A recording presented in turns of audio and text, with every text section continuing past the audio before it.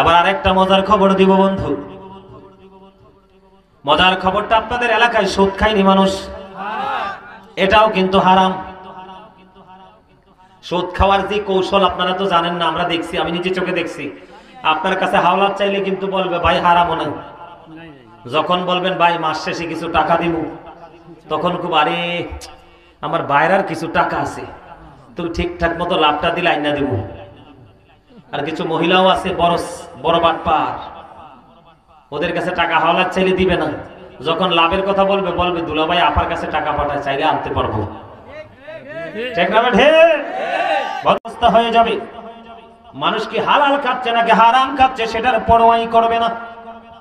বর্তমান সমাজ কিন্তু এমন হয়ে গেছে, যদি টাকা পায়, যদি বন্ধু কিছু সুবিধা পায়, কিছু হাট বাজার পায়, সাথে সাথে সব কিছু ওই বড় লোকের কাছে, জালেমের কাছে বিক্রি করে দেয়। যিনি সুদ খায়, যিনি সুদ দেয়, যিনি সুদের স্ট্যাম্প লেখে, যিনি সুদের টাকা কালেকশনে নিয়োজিত থাকে, প্রত্যক্ষ এবং পরোক্ষভাবে যিনি সুদের সাথে যুক্ত থাকে, সবার জন্য একই রকম সাজা। নাউজুবিল্লাহ বলেন না?